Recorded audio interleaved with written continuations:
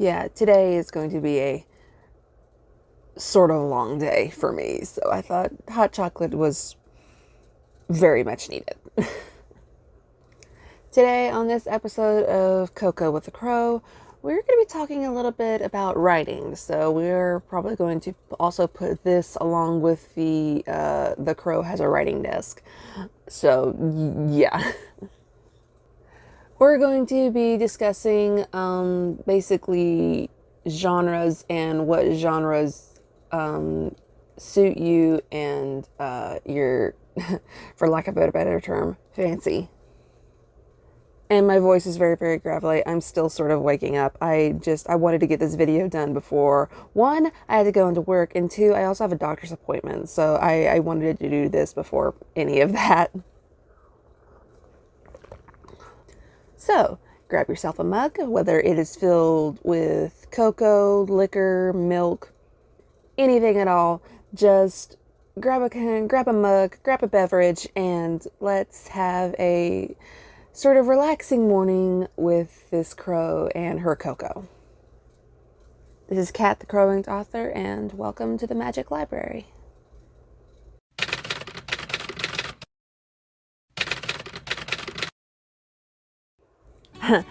To sort of facilitate genre and everything, I'm wearing one of the shirts that I got from the Huntsville Space and Rocket Center.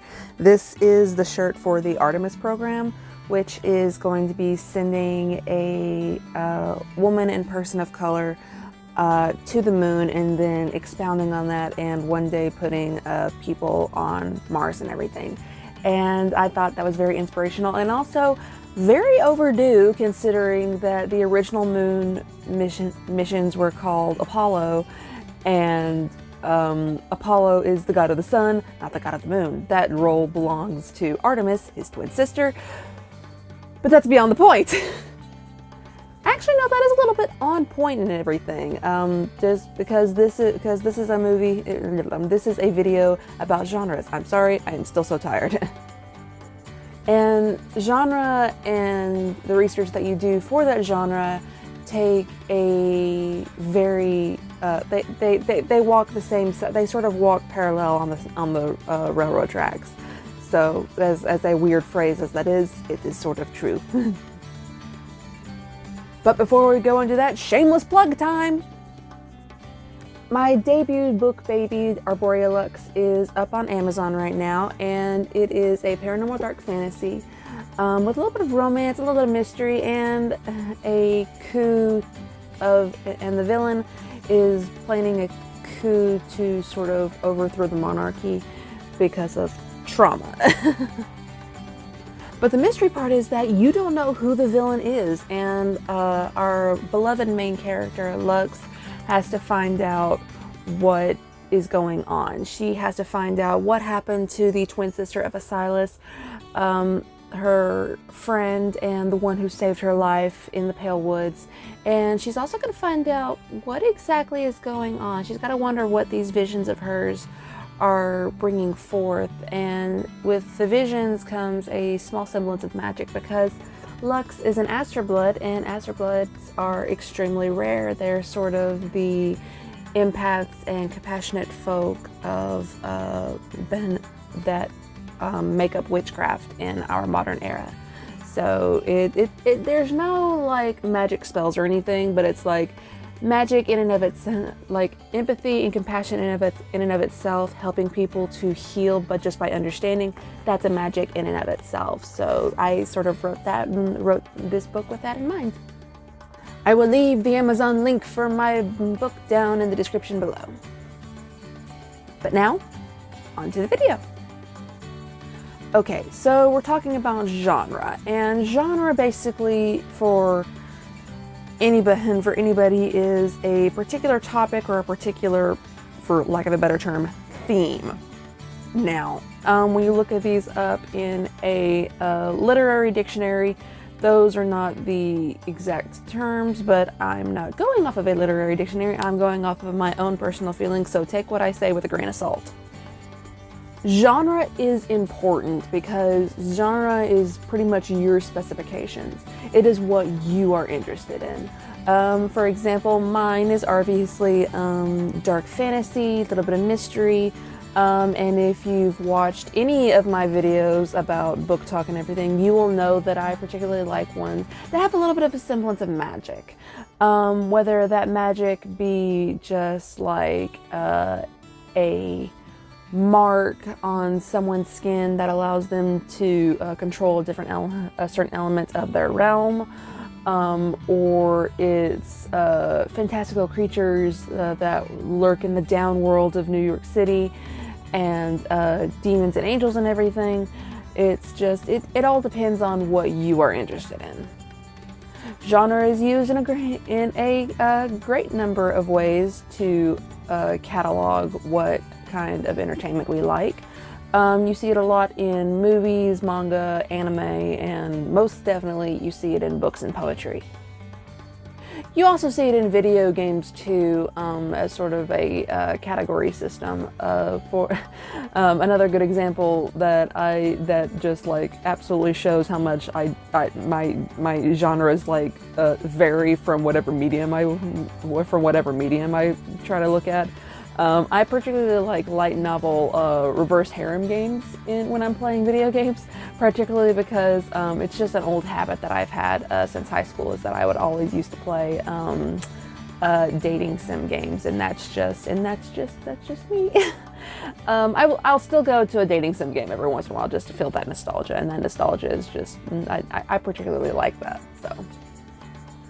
But when talking about genre and what it does for your writing and everything, it's important to keep that in mind, because when you are writing a story, or you are looking for a story to read, that you are aware of what genre it is. So I'm about to give you some examples. For a little bit of diversity, I will not only be going towards my book, Arborea Lux, but I will be also going to other books that you guys actually may know. For example, Arborea Lux is what is called a paranormal dark fantasy. It has got elements of the paranormal, for example, ghosts, magic, visions, and everything. But dark fantasy is that it does touch on some very dark themes, but also some very prominent themes that are actually very real in our world. And it's a unique way to sort of just go throughout and really meld those together. It takes a good story to meld two themes together, especially in like just sort of like a sort of cross-stitch fashion, but I won't say it necessarily takes skill, but it does take some practice to actually write a story that will actually meld two different genres together. And also, make sure your genres somewhat make sense.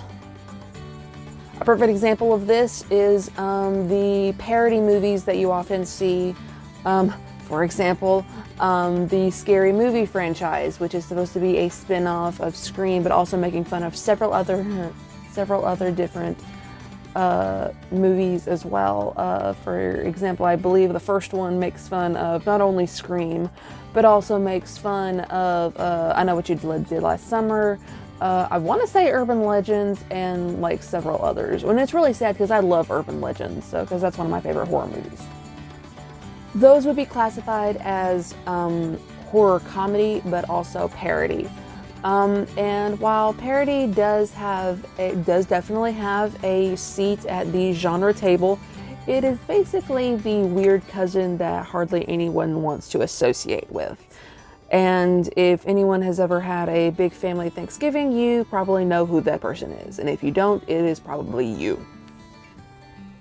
But hey, if you're weird, I say embrace the weird, make everybody love you anyway. Particularly when we talk about genre and everything, and one of my favorite examples of the genre of this genre conundrum, where what you like is not necessarily what you write, is, and I'm sort of saying this sort of just like in my dimmoral haze of sleep, but it's interesting to note that people will often go from one genre to another, and usually when writers do this, they will actually have different names for whatever they do. There are a few examples that I know of, especially on TikTok. I follow them on TikTok, and they have one name for their main series, for their main genre series, and then they've got another for just strictly romance. And it's just like, it's not unknown for everybody, for people to do pin names for genres and everything, for different genres that they write, but it's because once you put your name out there under a genre, you're sort of pigeonholed into that genre. Now, what I'm planning on doing with all of mine is that I'm still planning on keeping it fantasy and dark fantasy, but for a lot of people who will take like one end of the spectrum and then just like hopscotch all the way over to a different one, that's a monumental leap. I mean, like Evel Knievel can have even made that leap. But people do that, and that is where pen names come in and everything, and that is the importance of pen names. Most writers, I think, don't actually do the pen name thing unless they're going to be doing this, but that is just a preference thing.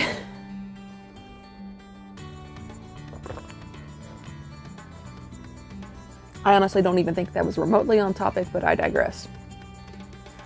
For genre and everything, and what I recommend is that you write what you want to read, and that's particularly something that I've heard all the time, and I think I've actually said it on in a few videos here. But write what you want to read. I know for a fact that I love paranormal dark fantasy, and it is actually very rare for me to actually find a series that I actually will get just absolutely obsessed with, i.e. Ellie Rain's Necrosine Chronicles, Cassandra Clare's Mortal Instruments, Last Hours, Infernal Devices, etc. And it's particularly rare for me, and when I do, I tend to obsess hard. So yeah, that's just me. But I also write paranormal dark fantasy because that's primarily what I'm comfortable with. If I were strictly to do horror or science fiction, which is a genre I'm actually planning on going into, or just strictly like Harlequin romance, I don't think I would do well in those genres by themselves unless I pair them with dark fantasy. And that's specifically because dark fantasy has always sort of been an escape for me.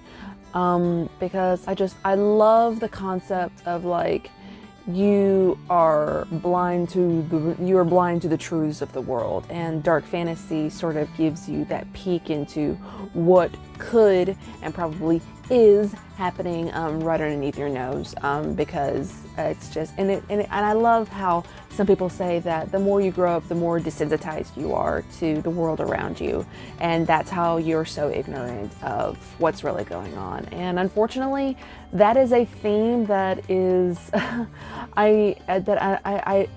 is unfortunately true in particularly this day and era.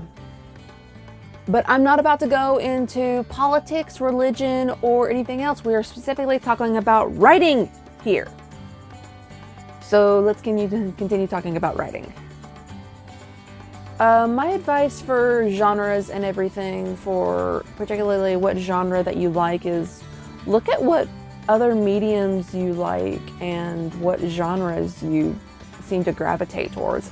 I know, for example, that my dad absolutely loves anything science fiction, and he's been wanting to write science fiction for a while, but he's not really been able to, particularly because of work, and also because he's primarily not a writer. He's actually an engineer.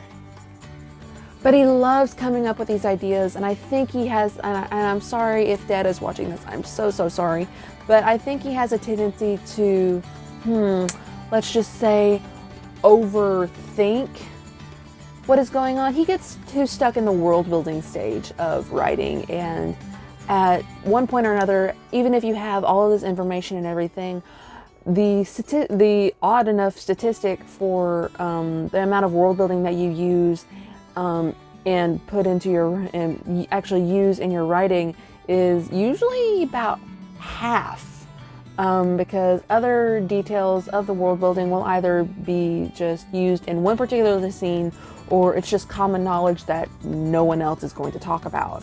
So while I do heavily recommend that you world build, I would also say that unless you're planning to, just go into an absolute, go into an entire series of it, that's probably 5 books or more, I would suggest that you sort of only focus on what you're going to be using world building wise. Jenna Morassi over on her page actually has a good grasp on those and everything, and she's got a few world building episodes in her writing series, and I definitely recommend that you go up to that search bar and look up Jenna Morassi, because she's really, really good, and it's because of her that I was actually able to finish my book and everything, because I would always listen to her videos, and she's just so awesome. So yeah. But it's very interesting the amount of world building has to do with also genre, because genre and world building sort of do they sort of match that same pace. And with world building, you are particularly using it for creating your own world, but if you're doing like I did and do an alternate version of Earth, you typically can use world building for that as well. I will say this, world building is usually not something that a lot of discovery writers, me, do. But I will say this, when I was writing the first draft of Arborea Lux and I was going into world building, why am I getting into world building? This has nothing to do with genre. I'm so sorry, but I'll finish this thought. When I was writing my world for Paranormal Dark Fantasy and everything, and for the Paranormal Dark Fantasy world of Arborea Lux, it was really simple to see what similarities with Earth that I could do, but what also I had to create. That's where the monsters come into play. That's where the hierarchical system of the vampires come into play. The fact that vampirism is not a supernatural curse, it is more of a genetic mutation because of the magic flowing through the ancestors' blood. So yeah, it's very interesting to see how genre and world building go into play. That was the link I'm missing. We're talking about genre! All I can say about this without going into another needless tangent, because I'm not exactly focused,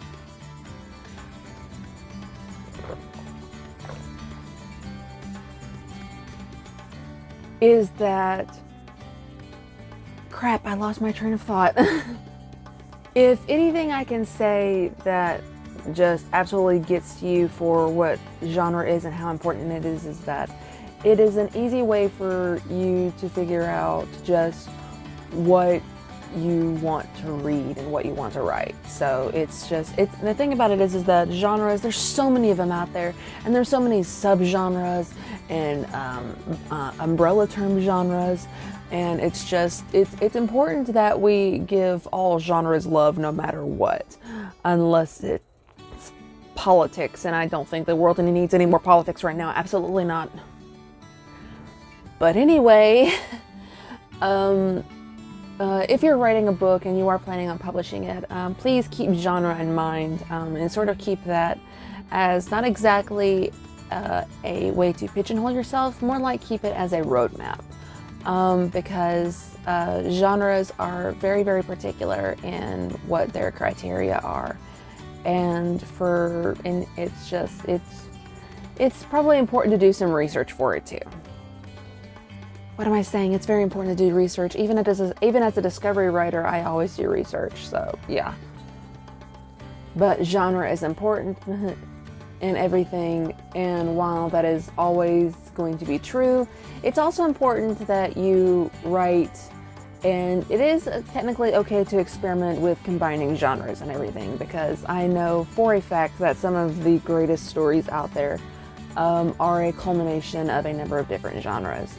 So, for example, Jenna Marassi's books for the Savior series, The Savior's Champion and The Savior's Sister, they are dark fantasy romance, and those and it is very, very I'm not gonna say graphic, but actually no, yeah, they are typically a little bit graphic, but yeah, those are that is a very good example of combining genres and everything, because her romance in that series is forbidden romance, and I think it's a very interesting take on that little trope and on that trope.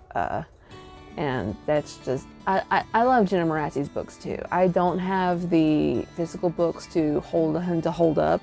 So when I do the videos for Jenna Marassi's books, that will probably be, I'll just be like every once in a while, I'll probably just like throw up a picture of the cover and everything. So yeah.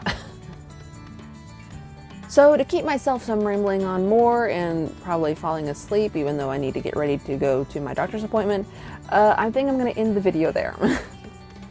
Shameless plug number 2, everybody. Arborea Lux is up on Amazon right now. I will put that link down in the description below. It is a paranormal dark fantasy with a little bit of mystery, a little bit of romance, and a particular villain is wanting to overthrow the monarchy because of trauma.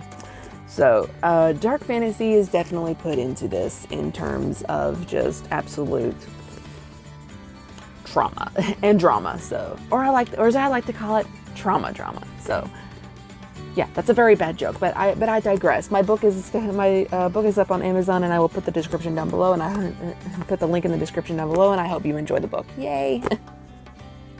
Thank you so much for watching this video, and of course having to deal with me slur on and everything, because I'm still so tired.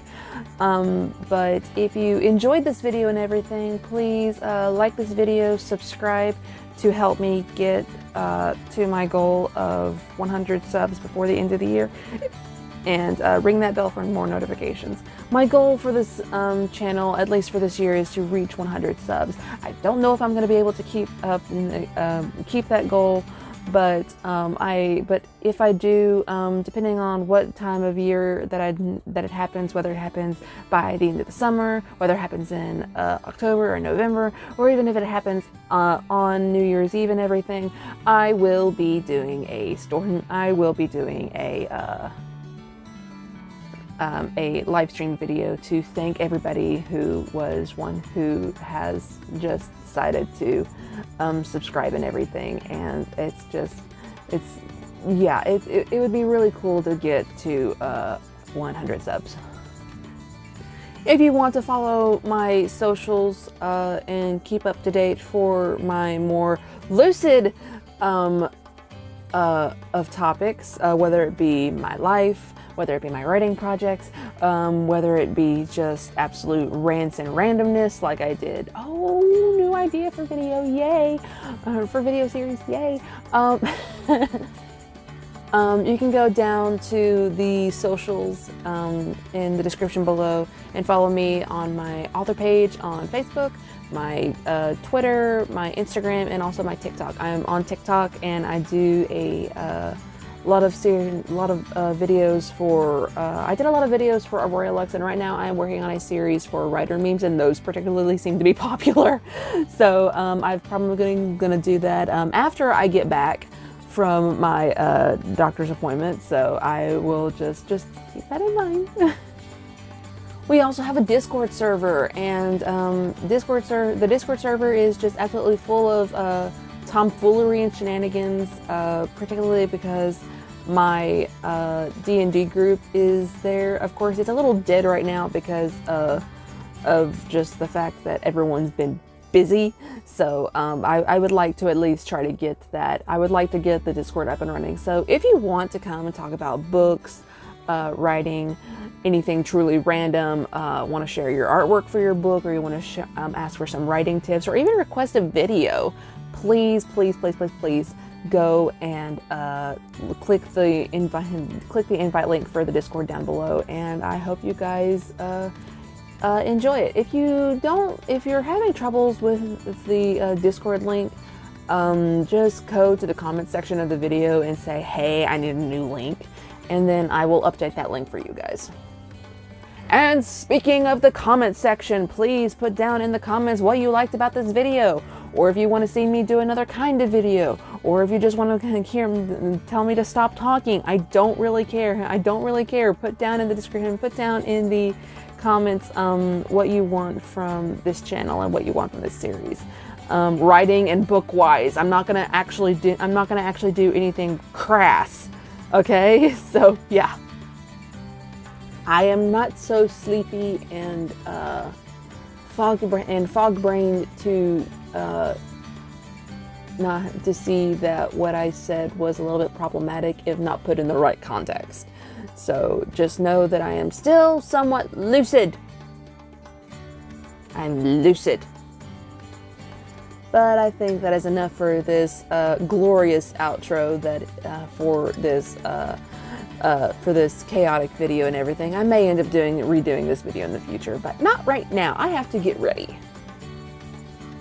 Thank you guys so much for watching this video and also being a part of this channel, because this entire journey of mine is just absolutely phenomenal. And I hope you guys have a very wonderful rest of your day, and I hope your writing ventures take off no matter what genre you choose. I do not have a prominent quote by any favorite author or anything, but I will say this, and this is a little Kathleenism. A world lies beyond the cover of a book, and it's just waiting for you to immerse yourself, to escape into it, to follow the characters on their journey to battle dragons or befriend them, to battle beasts or befriend them. And it's important that we as writers and readers and also escapists just give books the love that they deserve. And that's no matter what book and everything. It's very, very important, because books are the only bit of culture and just absolute awesomeness that we are particularly throwing away here in recent months. So in order to stop that and everything, let's show some compassion and some empathy, and let's love and cherish our books. This has been Kat, the Crow-Winged author, here at the Magic Library with a particularly lukewarm mug of hot cocoa. And I hope you guys have a very wonderful day, no matter what you choose to do. Bye, guys.